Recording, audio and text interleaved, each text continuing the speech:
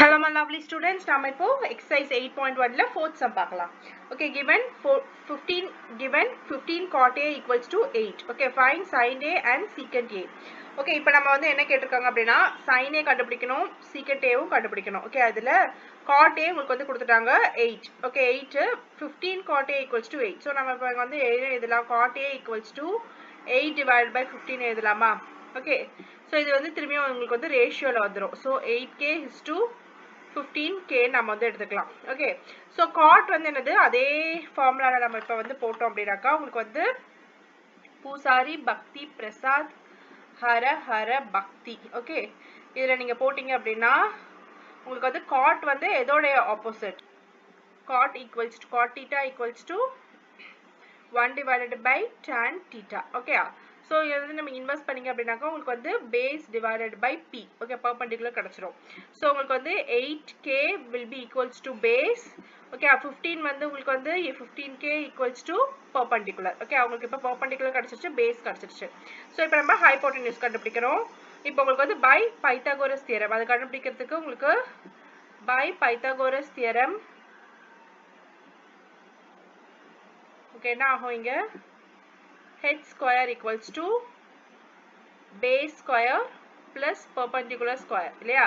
So h square உங்களுக்கு வந்து தெரியாது. h square equal to base square வந்து என்னது 8k the whole square plus perpendicular 15k the whole square. Okay, which will be equals to 64k square plus 225k square. Okay, h square க்கு. Okay, இப்போ next வந்து என்ன ஆகுது அப்படின்னா 64 plus 225 உங்களுக்கு வந்து என்ன வரும் அப்படின்னா 289k square h square. Okay, இப்போ next h equals to root of 289k square. Okay, and the square cancel ஆயிடும். 289 எதோட square 17 ஓட square. Okay, 17 okay k இதான் வந்து h hypotenuse கிடைச்சிருச்சு. h equals to 17 divided by k. Okay, first நான் இப்ப sin a எழுதிக்கலாம். sin a equals to sin a வந்து என்னது உங்களுக்கு perpendicular divided by hypotenuse. Perpendicular என்னது 15k divided by hypotenuse என்னது 17k. Okay, இது ரெண்டும் cancel ஆயிடும், which is equal to 15 divided by 17. Okay, உங்களுக்கு அதே மாதிரி இங்க வந்து secant a. Secant a will be equals to என்னது அப்படின்னா secant a கண்டுபிடிக்க சொல்லியிருக்காங்க. secant வந்து எதோட ஆப்போசிட்டா இருக்கும், எதோட இன்வெர்ஸ் அப்படின்னாக்கா cos உடைய இன்வெர்ஸ். Okay, cos உடைய 1 by cos theta equals to secant theta. Secant theta. Okay, right? So இதுதான் வந்து உங்களுக்கு வந்து cos. இது வந்து உங்களுக்கு வந்து cos. So இதோடைய inverse. இதோடைய inverse நீங்க பண்ணீங்க அப்படின்னா உங்களுக்கு என்ன ஆன்சர் வரும்? h divided by b. Right? So வந்து h divided by hypotenuse divided by b.